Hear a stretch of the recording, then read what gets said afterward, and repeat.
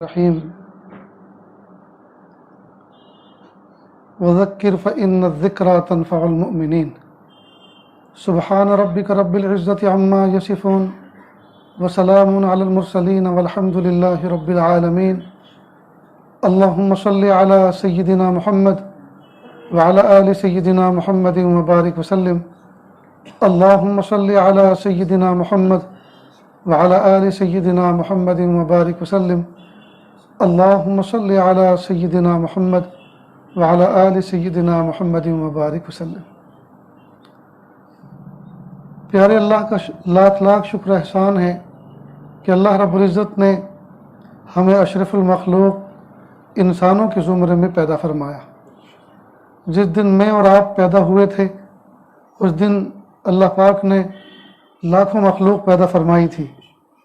اس میں نہ جانے کتنے مچھر پیدا ہوئے، کتنے سانپ اور بچھو پیدا ہوئے، کتنے کتے اور بلی پیدا ہوئے، کتنے نالی کے کیڑے اور خنزیر پیدا ہوئے۔ اللہ چاہتے تو کسی اور جانور کی شکل میں پیدا کر سکتے تھے، لیکن اللہ پاک نے اشرف المخلوق حضرت انسان میں کے زمرے میں جنم دیا۔ نیز جس وقت اور جس دن میں اور آپ پیدا ہوئے اسی دن، اسی لمحے، اسی گھڑی لندن میں اور امریکہ میں، آسٹریلیا میں اور افریقہ میں اور ایشیا میں نہ جانے انسانوں کے گھر میں کتنے بچے پیدا ہوئے۔ کوئی بچہ یہودی ماں کی گود میں پیدا ہوا، کوئی عیسائی ماں کی گود میں پیدا ہوا، کوئی مشرک ماں کی گود میں پیدا ہوا، کوئی مجوسی ماں کی گود میں پیدا ہوا۔ اللہ پاک نے مجھے اور آپ کو اس ماں کی گود میں جنم دیا جو بچپن سے کلمہ پڑھتی تھی۔ جو یہود و نصارہ کی ماؤں کی گود میں پیدا ہوئے ان بچوں نے اللہ کا کچھ بگاڑا نہیں تھا، اور میں نے اور آپ نے اللہ کا کچھ سنوارا نہیں تھا کہ ہمیں مومن ماں کی گود ملی، ان کو کافر و مشرک ماں کی گود ملی۔ یہ قضا و قدر کے وہ فیصلے ہیں۔ اگر ہم اس نعمت پر، عظیم نعمت پر اپنی پیشانی سجدے میں رکھ کر صبح قیامت تک سجدے میں رکھیں جی اور نہ اٹھائیں، پھر بھی اس نعمت عظمیٰ کا شکر ادا نہیں ہو سکتا۔ اب اللہ پاک نے بن مانگے ہمیں مومن ماں کی گود میں جنم تو دیا، مومن ماں کی چھاتی سے دودھ پلایا، اور اللہ پاک نے ہمیں نسلی مومن بنایا، یعنی ہماری ماں بھی مومن اور ماں کی ماں بھی مومن اور ماں کی ماں بھی مومن، پیڑھیوں سے مومن چلے آ رہے۔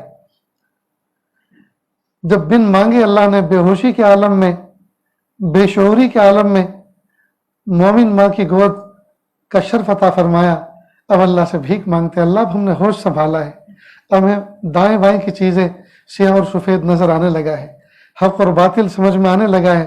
اللہ اب ہم آپ سے بھیک مانگتے ہیں کہ جو ایمان کی دولت آپ نے ہمیں عطا فرمائی وہ چھین نہ لیجیے، وہ دولت چھین نہ لیجیے کہ اللہ کلمے کی دولت ملنے کے بعد کفر کا کلمہ پڑھنے سے حفاظت فرمائیے، آپ کا بننے کے بعد مخلوق کا بننے سے بچائیے۔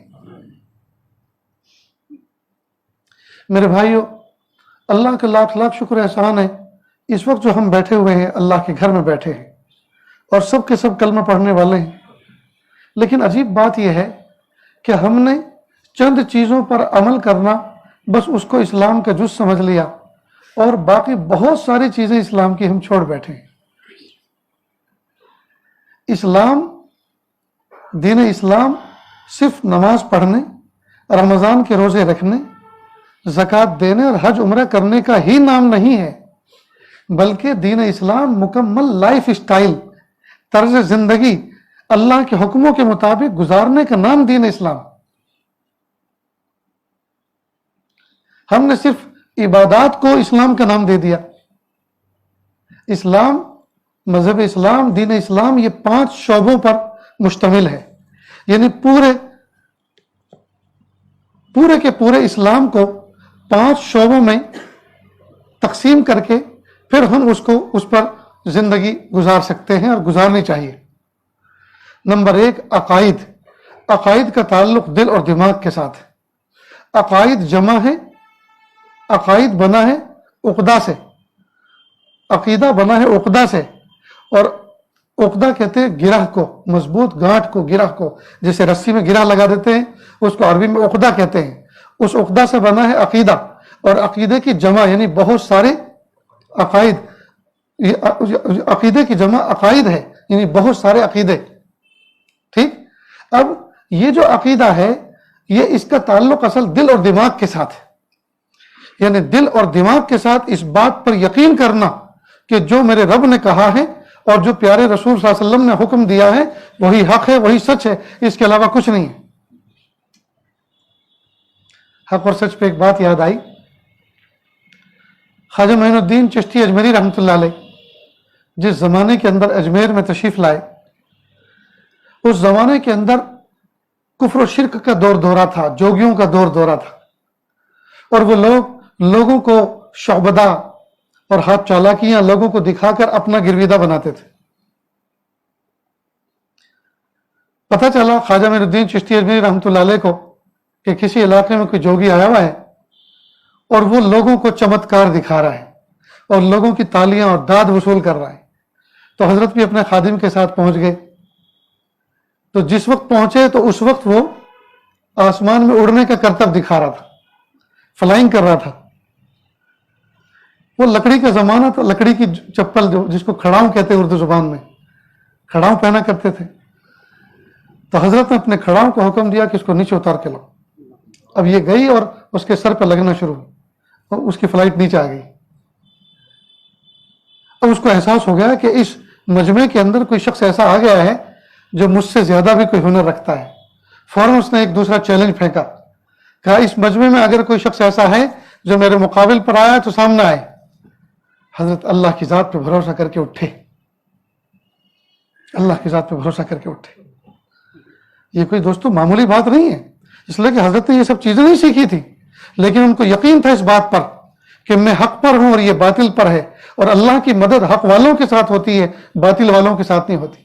लिहाजा ये जो भी कुछ चैलेंज डालेगा मैं उसको तोड़ूंगा और अल्लाह की मदद मेरे साथ होगी।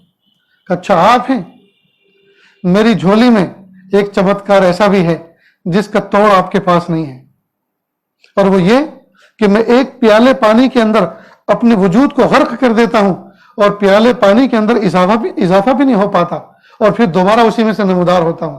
क्या आप ऐसा कर सकते हैं? कब मंगाइए 2 प्याले, एक में आप डूबेंगे और एक में मैं डूबूंगा, और जैसे आप डूबेंगे वैसे ही मैं डूबूंगा। दोस्तों मेरा सुनाना आसान और आपका सुनना आसान है, लेकिन सोचो तो सही, एक तरफ हक और एक तरफ बातिल। लेकिन उनको यकीन था कि ये जो कुछ चैलेंज करेगा मैं उसको तोड़ूंगा और अल्लाह की मदद मेरे साथ है क्योंकि मैं हक पर। चुनांचे 2 प्याले मंगाए गए, एक टेबल सजाया गया, उस पर लाके रखे गए। ठहरो, अपने मानने वालों में से, अपनी कौम में से 2 आदमियों को उठाओ और उनसे हलफ लो, प्रॉमिस लो, इस बात का हलफ लो कि वो जो बोलेंगे सच बोलेंगे, सच के सिवा कुछ नहीं बोलेंगे। चुनांचे 2 शख्सों को, ब्राह्मणों को उठाया गया और कहा भाई आप कसम खाओ इस बात की कि जो बोलेंगे सच बोलेंगे, सच के सिवा कुछ नहीं बोलेंगे। उन्होंने कसम खा ली इस बात की। कहा फिर ये जो हाथ के रुमाल होते हैं, दस्ती रुमाल, 2 रुमाल मंगाए और कहा देखो मैं भी, ख्वाजा मोइनुद्दीन चिश्ती में रहमतुल्लाह फरमाया, मैं भी पानी में, प्याले पानी में गर्क होऊंगा जैसे ये गुरु गर्क होंगे। जब हम दोनों गर्क हो जाएं तो तुम दोनों प्यालों से अलग अलग रुमाल को भिगो के रख लें और फिर जो तुमसे पूछा जाए उसके बारे में सच बोलना, सच के सिवा कुछ मत बोलना। कहा ठीक है। ख्वाजा मोइनुद्दीन चिश्ती में रहमतुल्लाह ने फरमाया कि ठीक है, आगाज करो, शुरू करो, कैसे डूबना चाहते हैं। तो उसने अपने दाएं पैर का अंगूठा पानी में डुबोया और मोमबत्ती की तरह पिघलना शुरू हुआ और प्याले पानी में गर्क हो गया। अब सब लोगों ने जोरदार ताली बजाई कि वाह वाह, ये है कमाल कि एक प्याले पानी में अपने वजूद को गर्क कर दिया।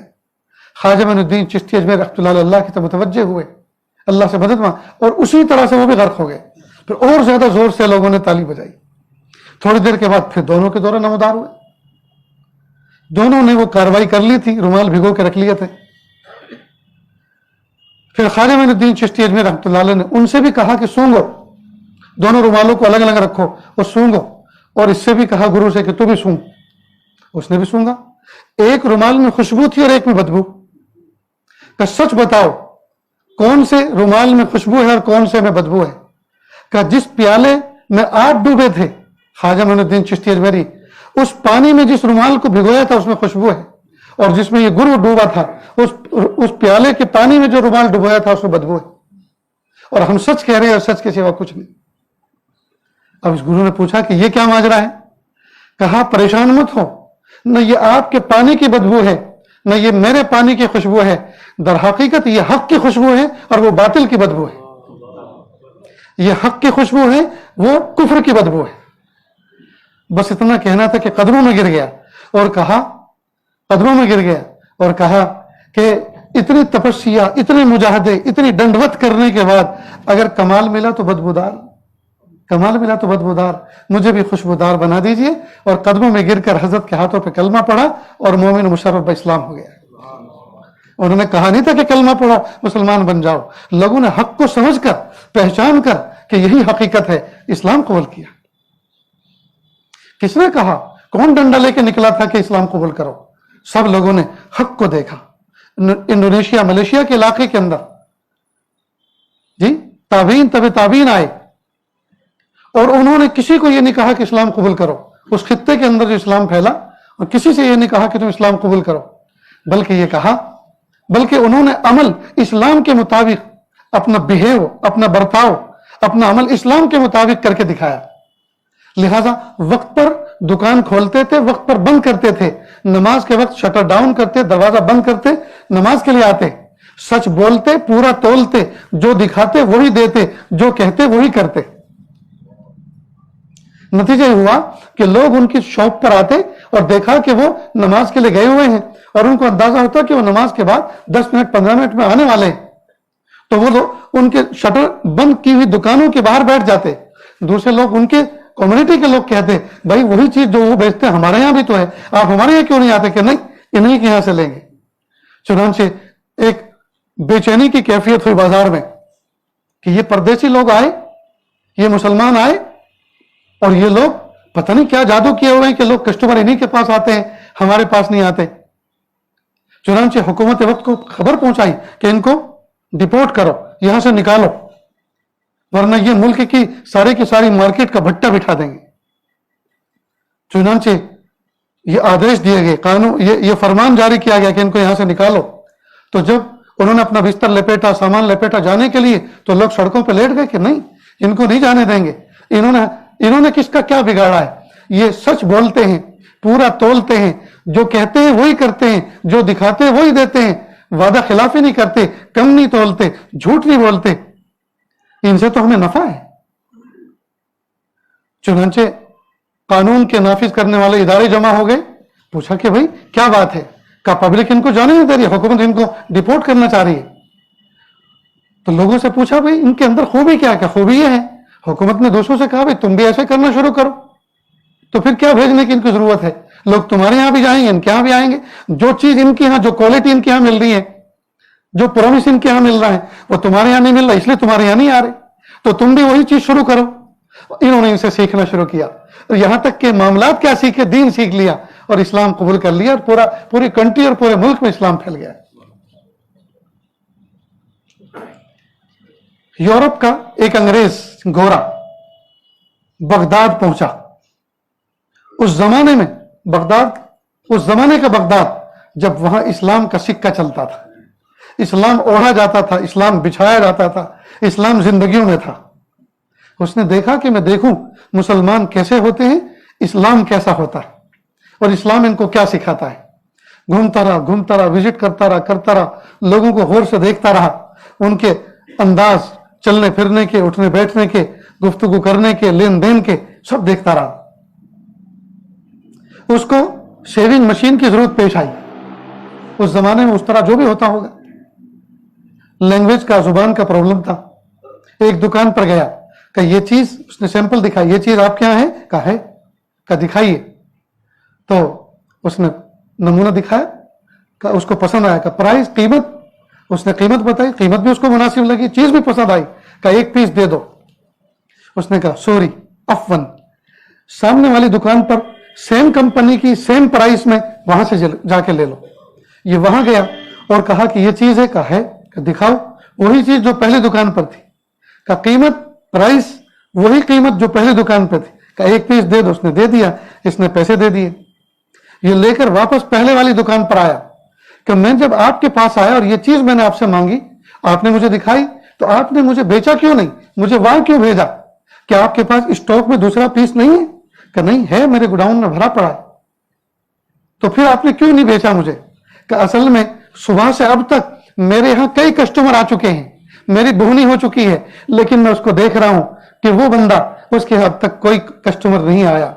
اگر آج وہ ایسا ہی بیٹھا رہے گا، آج اس کا چولہا ٹھنڈا رہے گا، آج اس کے بچے بھوکے سوئیں گے. میں نے سوچا ایک کسٹمر میں اس کو بھی ڈائیورٹ کر دوں، ادھر بھی بھیج دوں تاکہ اس کی بھی بہنی ہو جائے. وہ بڑا حیران ہوا کہ یہ لوگ ایسے ایک دوسرے کے خیر خواہ ہوتے ہیں. جی یہ ایسے خیر خواہ ہوتے ہیں، ان کا کمپٹیشن نہیں ہے، یہ اشارے کر کے آپس میں دوسرے گاہک کو بلاتے نہیں ہیں. یہ ایسے خیر خواہ ہیں، اپنے کسٹمر کو، اپنے حصے کے آدمی کو دوسرے کو دے دیتے ہیں. وہ بڑا متاثر ہوا، بہت امپریس ہوا. اللہ کی شان. وہ چلتا رہا گھومتا رہا. اسے بھوک لگی.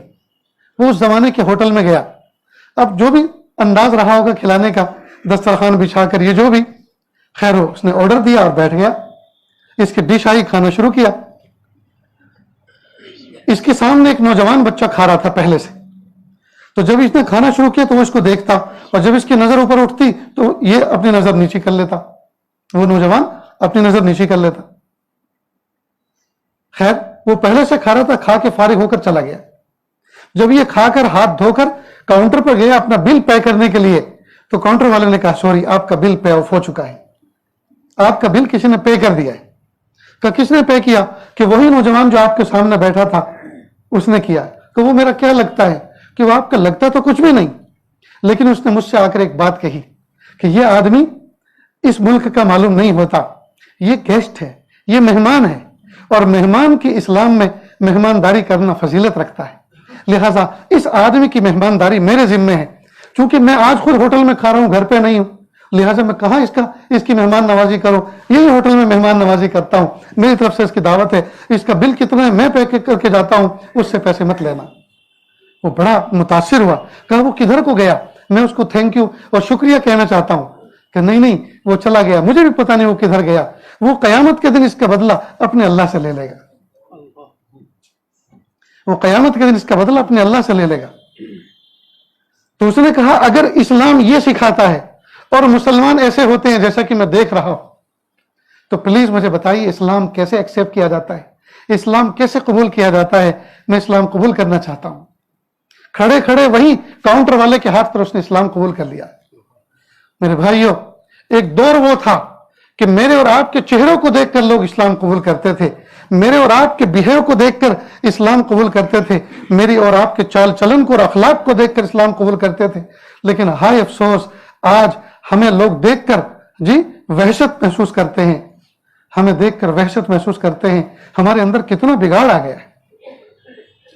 ان کے ظاہر کیسے تھے اور باطن کیسے تھے، ان کے اخلاق کیسے تھے اور ان کا بہیو کیسا تھا. یہ تو عوام کی بات ہے. بڑے کیسے تھے؟ یہ تو محکومین اور رعایا کی بات تھی. حکام کیسے تھے؟ چلیے صحابہ کرام کے دور میں چلتے ہیں. حضرت عمر فاروق اعظم رضی اللہ تعالیٰ عنہ حضرت ابو بکر صدیق رضی اللہ عنہ کے دفتر آفس میں آئے، حجرے میں آئے. وہاں ایک رجسٹر رکھا ہوا تھا.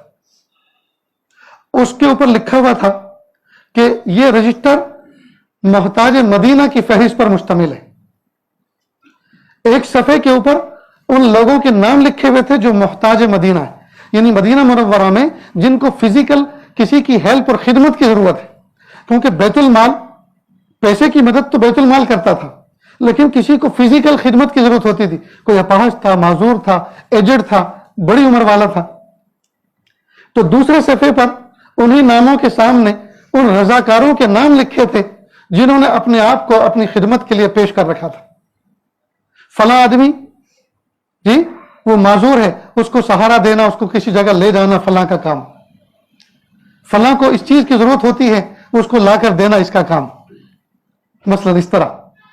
تو حضرت عمر ابن خطاب رضی اللہ تعالیٰ عنہ نے اس لسٹ کو دیکھا تو آخر میں ایک بڑھیا کا نام تھا.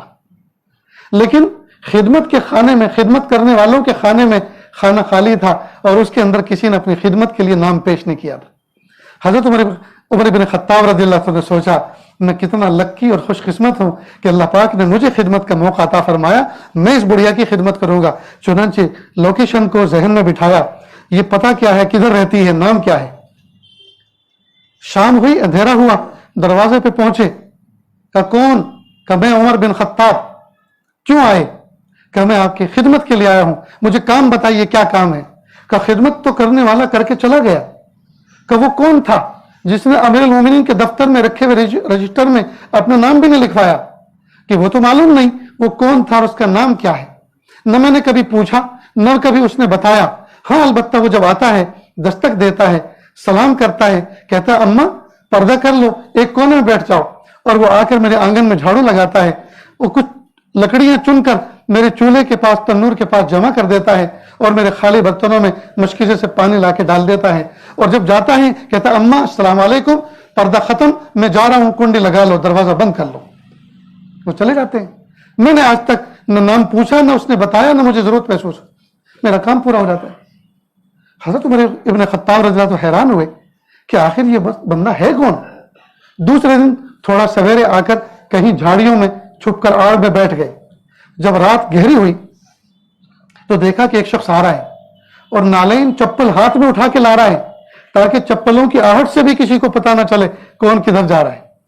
दरवाजे पे दस्तक दी, दरवाजा खुला और उन्होंने आने वाले शख्स ने अपना काम पूरा किया, और पूरा करने के बाद दरवाजा बंद करके जब चलने लगे तो उमर इब्न खत्ताब रज़ियल्लाहु अन्हु रास्ते में हाथ फैलाकर खड़े हो गए। देखते क्या है, सामने अमीरुल मोमिनीन अबू बकर सिद्दीक रज़ियल्लाहु अन्हु खड़े हुए। अरे अमीरुल मोमिनीन आप, और आपने रजिस्टर में नाम भी नहीं लिखा खिदमत करने वालों की। तो फौरन कहा उमर इब्न खत्ताब, जिसके लिए करता हूं वो मेरा भी नाम जानता है, मेरे बाप दादा का भी नाम जानता है। जिसके लिए करता हूं वो मेरा भी नाम जानता है, मेरे बाप दादा का भी जानता है। किसके लिए लिखूं? दूसरों के लिए इसलिए लिखवाता हूं कि मैं मुंतजिम हूं, मैं मुतवल्ली हूं, मुंतजिम हूं। मुझे जरूरत पड़ती है, अगर कोई एब्सेंट हो, कोई जा रहा हो, उसकी जगह एडजस्ट करना होता है दूसरे को। लेकिन जिसकी खिदमत मुझे करनी है तो उसको किसको दिखाना है? लिहाजा लिखने की जरूरत नहीं महसूस की। और जिसके लिए करता हूं वो तो मुझे भी जानता है, मेरे बाप दादा को भी जानता है। ये लोग थे इखलास के पैकर। ये लोग जाहिर से ज्यादा अच्छे इनके बातिन थे, और बातिन से अच्छा जाहिर था। अब जरा दोस्तों, ये मैं अपना सबक सुना रहा हूं आपके सामने, और आईना सामने रख रहा हूं। इस आईने में जरा हम खड़े होकर अपने आप को देखें, हमारा जाहिर कैसा है और हमारा बातिन कैसा है। हम अपनी जात के लिए कैसे हैं और हम अपने हमसायों के लिए कैसे हैं।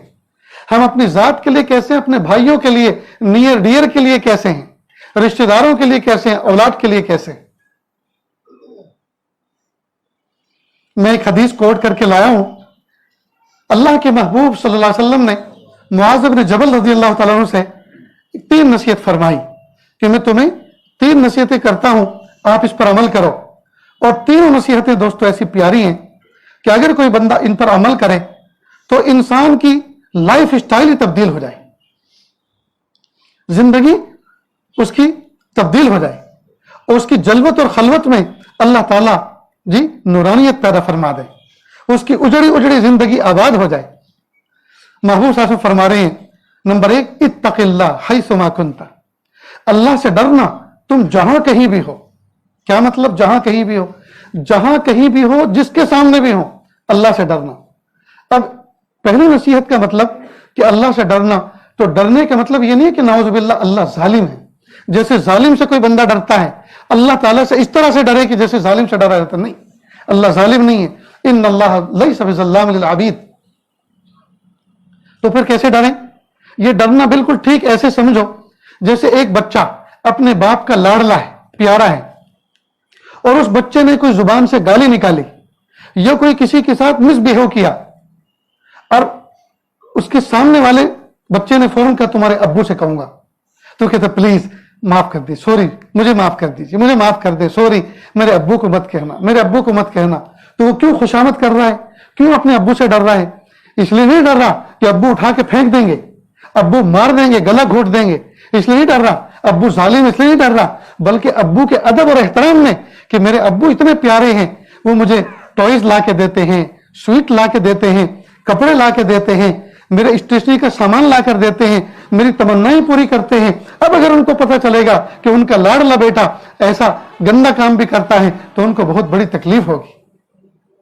تو باپ کی عظمت کی وجہ سے وہ ڈر رہا ہے، تو ہم اللہ سے ڈریں اللہ کی عظمت کو سامنے رکھتے ہوئے کہ وہ رب جس نے ہمیں زندگی عطا فرمائی، جس نے ہمیں عزتیں عطا فرمائی، جس نے ہمیں صحت عطا فرمائی، جس نے ہمیں نعمتیں عطا فرمائی، اس رب کی ہم نمک حرامی کریں، ناشکری کریں، جی ہم گناہ کریں، اس کی شان میں گستاخیاں کریں، ہائے ہائے، جس ہانڈی میں کھائیں اسی میں سوراخ کریں، جس گھر میں رہیں وہی نافرمانی کریں۔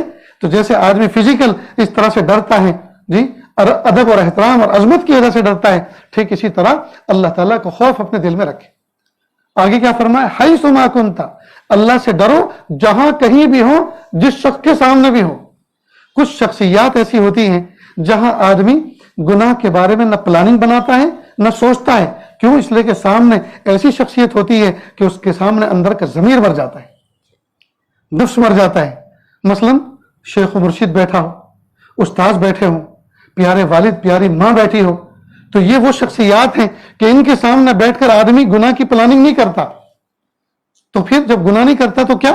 اللہ سے ڈرتا ہے، تقوی اختیار کرتا ہے۔ اسی طرح کچھ جگہیں ایسی ہیں کہ ان جگہوں پر آدمی گناہ کی پلاننگ نہیں کرتا، مثلا اللہ کا گھر، مسجد، مثلا حرمین الشریفین، مکہ مدینہ، جی مکہ مکرمہ، مدینہ منورہ، ایسی پاکیزہ جگہیں آدمی یہاں زاویے میں رہتا ہے۔ اسی طرح قبرستان، وہاں آدمی کوئی گناہ کی پلاننگ نہیں کرتا، گناہ کے بارے میں نہیں سوچتا، کیوں؟ کہ وہ جگہیں ایسی ہیں۔ تو کچھ جگہیں ایسی ہیں جہاں گناہ نہیں کرتا، اور کچھ شخصیات ایسی ہیں جن کے سامنے بیٹھ کر گناہ نہیں کرتا، نہ سوچتا ہے نہ کرتا ہے۔ محبوب صلی اللہ علیہ وسلم فرما رہے ہیں اتق اللہ حیث ما کنت، ارے وہ جگہ جہاں نہیں کرتے وہ تو چھوڑو، وہ تو ہے ہی، لیکن جہاں کہیں اس کے علاوہ بھی جہاں کہیں ہو وہاں بھی اللہ سے ڈرو۔ مثلا بازاروں میں گناہ کرتے ہیں، مال میں گناہ کرتے ہیں، سنیما ہالوں میں گناہ کرتے ہیں، تنہائیوں میں گناہ کرتے ہیں، خلوت میں جا کر شیطان کو شرما دینے والے کاموں کا ارتکاب کرتے ہیں، انٹرنیٹ پہ بیٹھ کر، واٹس ایپ پہ بیٹھ کر، انسٹاگرام پہ بیٹھ کے گناہ کرتے ہیں، باغوں میں چلے جاتے ہیں، پہاڑوں کی دامنوں میں چلے جاتے ہیں، مرغزاروں میں چلے جاتے ہیں، جی وہاں جا کر گناہ کرتے ہیں۔ نہیں، ہر جگہ جہاں کہیں بھی ہو، جو بھی شخصیات سامنے ہو، اپنے ہو پرائے ہو، دوست ہو دشمن ہو، جی ہر جگہ اللہ سے ڈرنا۔ جب کوئی مومن بندہ ہر جگہ ہر حال میں اللہ سے ڈرے گا اور اللہ کو اپنے دل میں بسائے گا اور اللہ کا خوف اپنے دل میں رکھے گا اور تقوی اختیار کرے گا، تو بتائیے دوستو گناہ زیرو ہوں گے کہ نہیں؟ پھر ہوں گے۔ فرمایا اتق اللہ حیث ما کنت، اللہ اکبر کبیر، یہ ہے نا اتق اللہ حیث ما کنت۔ اس کو لکھ کے دوستو سمجھ تو گئے نا مفہوم اس کا، اس کو لکھ کے اپنی دیواروں پر جہاں نظر پڑتی ہے وہاں رکھو، اتق اللہ حیث ما کنت۔ ایک جگہ قرآن پاک میں اللہ فرمانا الم یعلم بان اللہ یرا، کیا وہ جانتا نہیں ہے، کیا یہ بندہ جانتا نہیں ہے کہ اللہ اس کو دیکھ رہا ہے؟ الم یعلم بان اللہ یرا۔ کوئی بچہ شریر ہو اور پیچھے اس کے والد بیٹھے ہوئے ہوں یا نہ بیٹھے ہوں، اور اس کا کوئی دوست کوہنی مار کے کہ تم شرارت کر رہے ہو اور تمہارے ابا پیچھے بیٹھے ہوئے ہیں، تم فون میں گیم کھیل رہے ہو تمہارے ابا دیکھ رہے ہیں، تو وہ ایک دم سے دوست ہو جاتا ہے۔ تو ابا کے دیکھنے کا احساس پیدا ہو، فون الٹا کر دیا جاتا ہے، شرارت بند کر دی جاتی ہے۔ اگر ربا کے دیکھنے کا احساس پیدا ہو جائے تو پھر گناہ کیوں نہیں چھوٹیں گے دوست؟ تو اس بات کو اندر دل کے اندر پیدا کرنے کی ضرورت ہے، میرا ربا مجھے دیکھ رہا ہے۔ اتق اللہ حیث ما کنت۔ ایک نوجوان تھا، باغ کا مالک تھا، اور باغ کے بیچ میں اس نے فارم ہاؤس بنایا تھا۔ ایک روز وہ باغ میں پہنچا، باغ کے اندر اس نے ایک مالی بھی رکھ رکھا تھا انتظام کرنے کے لیے، اور اس کی بیوی بھی تھی، چھوٹے چھوٹے بچے بھی تھے۔ جیسے وہ باغ میں داخل ہوا تو مالی کی بیوی پہ نظر پڑی اور نظریں خطا کر گئی، دل کے اندر میل آ گیا۔ اس نے تنہائی کا پلان بنایا، فوراً اس کو کہا بھئی یہ لو پیسے اور اپنے چھوٹے چھوٹے بچوں کو ذرا بازار لے کے جاؤ، کچھ ان کو چیزیں دلا کے لاؤ، گھما کے لاؤ، چکر لگا کے لاؤ۔ اس طرح سے اس نے تنہائی کا موقع پیدا کر لیا۔ बीवी पाकिजा थी, तकिया नकिया जकिया थी, उसको एहसास हो गया आज शायद मेरी इज्जत पर आ बनी है। जब वो काफी दूर चला गया तो हुआ वही जिसका उसको शुबा था। उसने आवाज दी इधर आओ। उसने अपने फार्म हाउस में घर के अंदर बुलाया, कहा कि खिड़की दरवाजे जितने सब बंद करो। उसे यकीन हो गया कि आज हमारे मालिक की हम पे नजर बिगड़ गई। अब उसने कांपते हुए हाथों के साथ, लरसते हुए दिल के साथ, बहते हुए आंसुओं के साथ खिड़की दरवाजे बंद करने शुरू किए। वो अंदर कमरे में जाके उसका इंतजार करने लगा। जब वो दरवाजे बंद करके एक तरफ कोने में गई, फूट फूट कर रोने लगी और कहा, मेरे प्यारे रब, मैं जब कभी कुंवारी थी, जब किसी नामहरम पे नजर नहीं पड़ी, जब किसी ने मेरा हाथ नहीं पकड़ा, जब किसी ने मेरी इज्जत पर दस्त दराजी नहीं की, आज जबकि मैं बच्चे वाली हूं, आज जबकि मैं निकाह वाली हूं, आज मेरी इज्जत क्या बनी है। मेरे प्यारे अल्लाह, आप हिफाजत करने वाले, इस तन्हाई में, जंगल में, इस बाग में कौन मेरा रखवाला है। अल्लाह आपके सिवा कोई नहीं। जो शोहर था वो तो बाजार में भेज दिया गया है। फिर उसने अंदर से आवाज दी, क्या हुआ, खिड़की दरवाजे बंद हुए कि नहीं हुए। उसने कहा, जनाब सब मैंने बंद कर दिए, एक खिड़की मुझसे बंद नहीं हो रही। अब वो सीना तान के आया कि तू इतनी कमजोर है, कौन सी खिड़की तुझसे बंद नहीं हो रही। उसने कहा, मखलूक जिससे देखती है वो सारी खिड़की और दरवाजे तो मैंने बंद कर दिए, लेकिन खालिक जिस दरवाजे से और खिड़की से देख रहा है वो मुझसे बंद नहीं हो रही। बस ये कहना था कि वो फौरन उसकी चीख निकली और कदमों में गिर गया और कहा, मुझे माफ कर दीजिए, मुझे माफ कर दीजिए, मुझे पता नहीं था कि अल्लाह ने आपको ऐसा तक़वे वाला दिल अता फरमाया है। शैतान मैं हूं, शैतानियत मेरे अंदर है, तुम तकिया नकिया जकिया हो, प्लीज अल्लाह के लिए मुझे माफ कर दे। तो जब ये तकवा दिल के अंदर पैदा होता है तो क्या जलवत और क्या खलवत, हर जगह बंदा बराबर होता है। आज दोस्तों, प्यारे नौजवान, मैं किसी को पिन आउट करके नहीं कह रहा, लेकिन आम एक हालत बयान कर रहा हूं। आज हम लोग जलवत के पारसा और खलवत के पापी बने हुए, मखलूक के सामने बुजुर्ग बने होते हैं और तन्हाइयों में शैतान को शर्मा देने वाले कामों का इर्तिकाब करते हैं। याद रखना, सफेद सफेद कपड़े पहनकर मखलूक को धोखा दे सकते हैं, खालिक को कभी धोखा नहीं दे सकते। खालिक को कभी धोखा नहीं दे सकते। ये मैं पगड़ी पहनकर मखलूक को धोखा दे सकता हूं, खालिक को कभी धोखा नहीं दे सकता।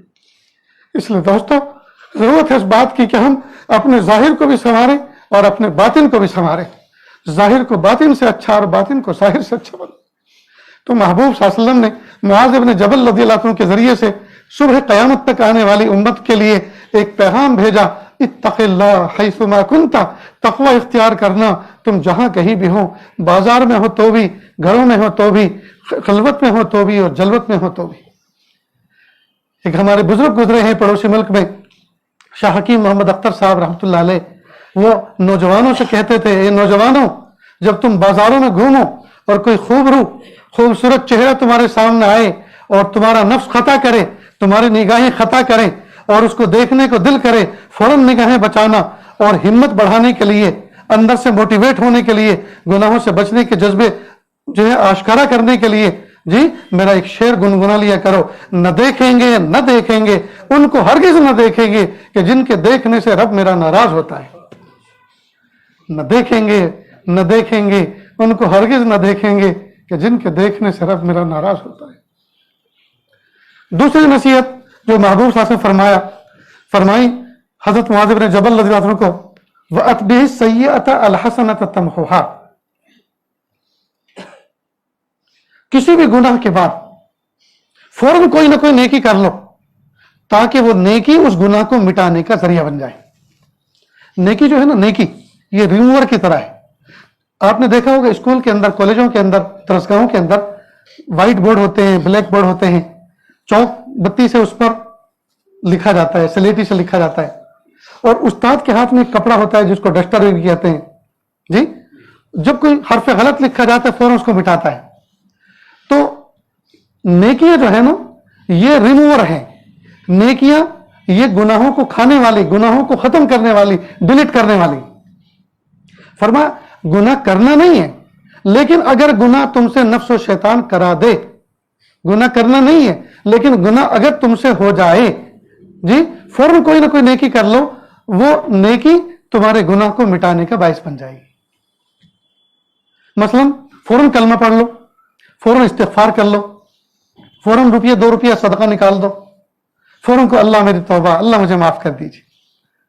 अल्लाह ताला इस नेकी को उस गुनाह के मिटाने का जरिया बना देंगे। कौन कह रहा है? महबूब सल्लल्लाहु अलैहि वसल्लम फरमा रहे हैं, वअत्बि सय्यअत अलहसनत तमहुहा, गुनाह के बाद फौरन कोई ना कोई नेकी कर लो ताकि वो नेकी उस गुनाह को मिटाने का बाइस बन जाए। अब यहां एक बात समझो, हम सब के सब नहा धोकर साफ सुथरे कपड़े पहन के बैठे हैं कि नहीं? बहुत से लोग रोजाना डेली गुस्ल करते हैं और कपड़े बदलते हैं, और कुछ ना हो तो 2-3 दिन के बाद, और हद से हद जुमा के दिन तो गुस्ल करते ही करते हैं सुन्नत, और कपड़े बदलते हैं। सच बताओ दोस्तों, इस मजमे में कोई अक्लमंद ऐसा है जो जानबूझ के अपने कपड़े गंदे करता हो? है कोई? है तो जरा हाथ उठाओ, मैं भी ज़ियारत करना चाहता हूं। नहीं है ना? तो कपड़े मैले नहीं करते ना, लेकिन हो जाते हैं कि नहीं? क्यों हो जाते हैं? अब इसका कोई जवाब नहीं। भाई इतना एहतियात से चलते हैं, इतना एहतियात से रहते हैं, बैठते हैं, कुर्सी हो तो उसको झाड़ते हैं और दामन उठा के बैठते हैं, लेकिन फिर भी मैले होते हैं। मालूम है कपड़े मैले किया नहीं करते, कपड़े मैले हो जाया करते हैं। और जब मैले हो जाया करते हैं तो मायूस हुआ नहीं करते, बल्कि वॉशिंग मशीन में धो लिया करते। ठीक इसी तरह गुनाह किया नहीं करते, नफ्स शैतान करा दिया करता है, और जब गुनाह किया नहीं करते हो जाते हैं तो फिर मायूस हुआ नहीं करते, बल्कि तौबा कर लिया करते हैं। कितना आसान नुस्खा है दोस्तों। महबूब साहब फरमा रहे हैं, वअत्बि सय्यअत अलहसनत तमहुहा, आप गुनाह के बाद फौरन, अगर गुनाह हो जाए, गुनाह करना नहीं, अगर हो जाए तो घबराना मत, मायूस मत होना, दिल छोटा मत करना, फौरन कोई नेकी कर लेना, फौरन कोई नेकी कर लेना, वो नेकी सबब बन जाएगी गुनाह मिटाने का। प्यारे महबूब सल्लल्लाहु अलैहि वसल्लम ने, करोड़ों रहमत हो मेरे महबूब सल्लल्लाहु अलैहि वसल्लम पर, हम सब के प्यारे नबी पर, क्या प्यारे प्यारे नुस्खे बताकर गए। वअत्बि सय्यअत अलहसनत तमहुहा। चुनांचे आप कलमा तो, हमें कलमा तो कदम कदम पे थोड़ी थोड़ी देर के बाद जरूर पढ़ना चाहिए। क्यों? इसलिए कि कलमा ऐसी दौलत है कि कुफ्र जैसा गुनाह उससे मिट जाता है। भाई कोई काफिर और मुशरिक कलमा पढ़े सच्चे दिल से तो मोमिन हो जाता है कि नहीं हो जाता? तो जब कलमा पढ़ने से कुफ्र जैसा गुनाह मिट जाता है, तो ये आम गुनाह जो रूटीन के होते हैं वो तो कोई कुफ्र जैसे नहीं होते, तो वो कलमा पढ़ने पे क्यों नहीं धुलेंगे, क्यों नहीं साफ होंगे?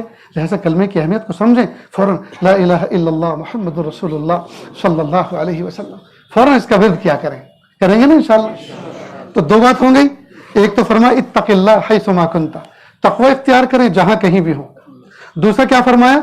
वअत्बि सय्यअत अलहसनत तमहुहा, अगर कोई गुनाह हो जाए, कोई खता सरजद हो जाए तो फौरन कोई नेकी कर लो ताकि वो मिट जाए। तीसरी बात फरमाई वखालिकिन नास बिखुल्किन हसनिन, लोगों के साथ मिसबिहेव मत करना, हुस्न अखलाक से, खंदा पेशानी से पेश आना।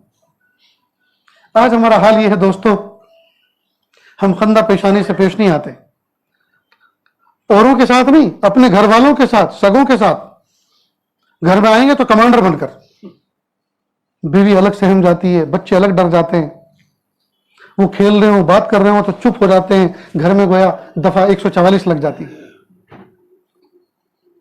सन्नाटा, कर्फ्यू। क्यों? इसलिए कि कमांडर साहब आ गए। अब बच्चे दुआ करते हैं ये अब्बा मस्जिद में जाएं तो अच्छा है, खैर वो मस्जिद में चले जाते हैं, और फिर दुआ करते अल्लाह कोई जमात तो नकद 40 दिन लेके जाए तो अच्छा है। बताइए ये कोई बाप है? ये बाप है, ये कोई जालिम है?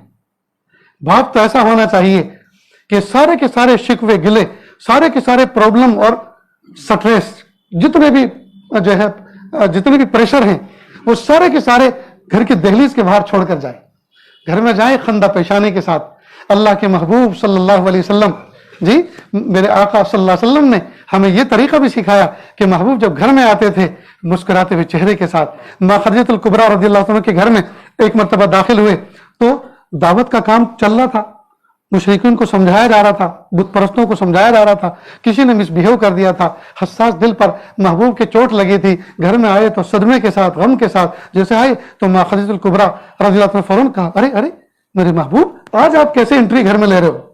तो आप सबको फौरन एहसास हुआ, फौरन यू टर्न लिया और आज की जुबान में कहेंगे वो सॉरी, बाहर आए और फिर घूमे, अस्सलामु अलैकुम व रहमतुल्लाहि व बरकातहू। कहा अब हुई ना कोई बात, अब मुस्कुराते हुए आप घर में आए, अब वही कोई बात है। माइशा सिद्दीक़ा रज़ियल्लाहु अन्हा एक मरतबा पानी पी रही थी प्याले के अंदर। अल्लाह के नबी सल्लल्लाहु अलैहि वसल्लम घर में इंटर हुए। अल्लाह के नबी सल्लल्लाहु अलैहि वसल्लम ने हजरत माइशा सिद्दीक़ा रज़ियल्लाहु अन्हा का एक सेकंड नाम मोहब्बत वाला, प्यार वाला रख रखा था, जो हम में से अक्सर को मालूम नहीं है, और वो नाम था हुमैरा, जिसका इंग्लिश में तर्जुमा होता है पिंकी, पिंक कलर वाली, पिंकी जी, हुमैरा का। हुमैरा हमारे लिए भी जरा पानी बचा देना। माइशा सिद्दीक़ा ने फौरन अपने लबों से, होठों से उस प्याले को दूर किया और आगे बढ़ा दिया। आप सब ने उसको अपने हाथ में लिया और पूछा, हुमैरा आपने किधर अपने लब मुबारक, किधर अपने होंठ और लिप लगाकर आपने पानी नोश किया? तो उन्होंने कहा इधर से। उसको टर्न किया, घुमाया और वहीं अपने होंठ लगा के पानी पिया। माइशा सिद्दीक़ा रज़ियल्लाहु अन्हा के दिल में कितनी मोहब्बत और कितनी अजमत दिल में बैठी होगी आप वसल्लम की, कि मेरे शोहर कितने कदरदान हैं, मुझसे कितनी मोहब्बत करने वाले हैं कि मेरा झूठा पानी वहीं से पिया जहां से मैंने पिया था। सच बताओ दोस्तों, हम मिसवाक की सुन्नत पर अमल करते हैं और मिसवाक को यहां रखते हैं ताकि सबको पता चले सुन्नत पर अमल करने वाले हैं जी। हम खुशबू लगाते हैं, लहकते महकते जाते हैं, सबको पता चले खुशबू लगाते हैं, सुन्नत। ये बीवी का सेकंड नाम रखना, ये भी तो सुन्नत है। कितने माई के लाल है इस मजमे में जिन्होंने अपनी बीवी का दूसरा नाम रख रखा है प्यार वाला। मालूम हुआ अल्लाह के महबूब सल्लल्लाहु अलैहि वसल्लम की जिंदगी का तरीका और जिंदगी का तर्ज हमारे लिए उसवा और कुदवा और नमूना है। आज हमारे घरों में मियाँ बीवी में जो मोहब्बत नहीं, वो इसलिए नहीं है कि हुजूर के तरीके के मुताबिक हम मोहब्बत नहीं कर रहे। पता नहीं ये बात मुझे कहना मुनासिब है कि नहीं। जो सफ़ेद दाढ़ी वाले बूढ़े हैं वो तो सोच रहे होंगे, मौलाना क्या तुमने मौजू छेड़ दिया है, आपने हमारे निकाह याद दिला दिए पुराने। अब से 20 साल पहले मिले होते तो हम भी अपनी दुल्हन का कोई नाम रख के दिखाते। अब आप हमें इस उम्र में छेड़ रहे हो, हमें ललकार रहे हो। मेरे भाइयों, अल्लाह के महबूब सल्लल्लाहु अलैहि वसल्लम की सुन्नतें जी हम नाफिज तो करें, अपने घर में नाफिज तो करें। बीवी के मुंह में लुकमा रखना ये बेहतरीन सदका अल्लाह के महबूब से फरमाया। हम में से कितने हैं जो तन्हाई में बैठकर अपनी बीवी को बिस्किट खिलाते हो, मिठाई खिलाते हो, लुकमा देते हो और उसी के दांतों से कटा हुआ कभी अपने मुंह में भी रख लेते हो। दोस्तों एक गुर की बात बताता हूं, सुनोगे? जितने एनिमल और जितने जानवर हैं सब के सब खा पी के तगड़े होते हैं, हेल्दी होते हैं। बीवी ऐसा एनिमल, ऐसा जानवर है, ये खा पी के तगड़ा नहीं होता, ये तारीफें सुनकर अपनी सेहतमंद होती है। और आज के शोहर जो है ना, इसी में बखील वाक़ हुए, अपनी बीवियों की तारीफ नहीं करेंगे, अपनी बीवी के सामने दूसरे की बीवी की तारीफ करेंगे। आज उसके घर गया था, इतने शानदार उसने राजमा बनाया था, मजा आ गया, हाजमा ही हो गया। राजमा खा के आया वो और हाजमा करके आया। तू हमेशा बनाती है, हर वक्त डकारे आती हैं, एसिडिटी होती। तो दूसरे की बीवी की तारीफ अपनी बीवी के सामने, लेकिन अपनी बीवी की तारीफ अपनी बीवी के सामने फूटे मुंह से नहीं करता। आज दोस्तों याद रखें, 15-15, 20-20 साल हो जाते हैं मैरिज हुए, शादी हुए, लेकिन बीवी को यह पता नहीं चल पाता मेरे शोहर को हकीकत में मुझसे मोहब्बत है कि नहीं। याद रखना, बीवी ऐसी गयूर है, कभी जुबान से नहीं कहती मुझे मोहब्बत का प्रूफ पेश करो, तुमको मुझसे मोहब्बत है कि नहीं, लेकिन इंतजार जरूर करती है, इंतजार जरूर करती है। तो अब उसको कैसे प्रूफ पेश करें? एक दो बातें सुने। कई मर्तबा मोहब्बत के जुमले कहकर, कई मर्तबा मोहब्बत की अदाएं दिखाकर, कई मर्तबा जम्मू गए, दिल्ली गए, वहां से वापस लौटे, प्यारी तुम्हारे लिए एक चीज लेकर आया हूं, तोहफा लेकर आया हूं। कभी कोई छोटा मोटा जेवर लेकर आए, कभी हाथ पैर का कोई मोजा दस्ताना लेकर आए, कभी चप्पल ओढ़नी लेकर आए, कभी कोई लिबास लेकर आए और तन्हाई में पेश करें, प्यारी ये चीज मुझे बहुत अच्छी लगी, मैं स्पेशल आपके लिए लेकर आया। अब उस ज्वेलरी के अंदाज में, उस लिबास के अंदाज में वो अपनी मोहब्बत का अंदाजा कर लेगी, उसको एक प्रूफ मिल जाएगा मेरे शोहर को मोहब्बत है मुझसे, तभी तो लेकर आए, अगर मोहब्बत ना होती तो लेकर ना आते। ये है मोहब्बत का अंदाज, ये है मोहब्बत का अंदाज।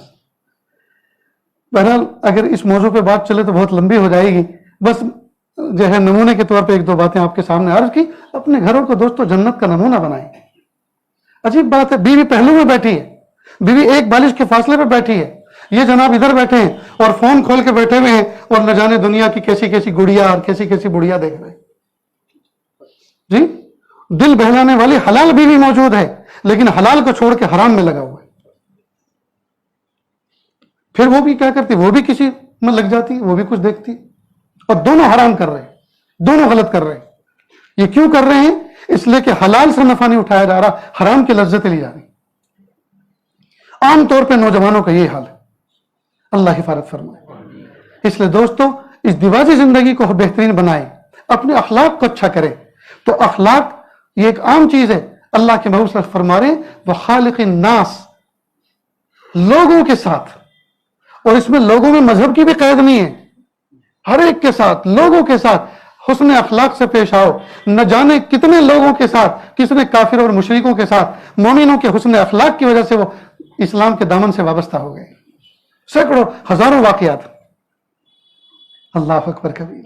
وہ جو بغداد کا واقعہ سنا ہے وہ اخلاق ہی سے تو متاثر ہوا نا, اخلاق ہی سے متاثر ہوا. تو جب عام لوگوں کے ساتھ اخلاق سے پیش آنے کا حکم دیا تو اپنے نیئر ڈیئر, بیوی اور ماں, سگے بھائی اور بہن, ماموں اور چچا اور تایا, نانا اور دادا, ان کے ساتھ تو اور زیادہ, یہ تو اخص الخواص ہے, ان کے ساتھ تو اور زیادہ حسن سلوک سے پیش آنا چاہیے. نوجوان بچے گھر سے نکلتے ہیں, نہیں بتاتے امی میں جا رہا ہوں, السلام علیکم, سلام کر کے نہیں جائیں گے, ماں کا بوسہ لے کے نہیں جائیں گے, ماں کے سے اپنے سر پہ ہاتھ پھروا کے نہیں جائیں گے, دعا لے کے نہیں جائیں, بلکہ پوچھتے بھی ہے کہ ابھی آ رہا ہوں. ماں پوچھتی ہے کہاں جا رہے ہو تو کہتا ابھی آ رہا ہوں. اب بتائیے کہاں جا رہے ہو, وہ تو منزل کا پتہ پوچھ رہی ہے اور یہ کہہ رہا ہے کہ ابھی آ رہا ہوں, یہ وقت بتا رہا ہے. تو یہ جواب ہوا اس کا؟ کتنی غلط بات ہے.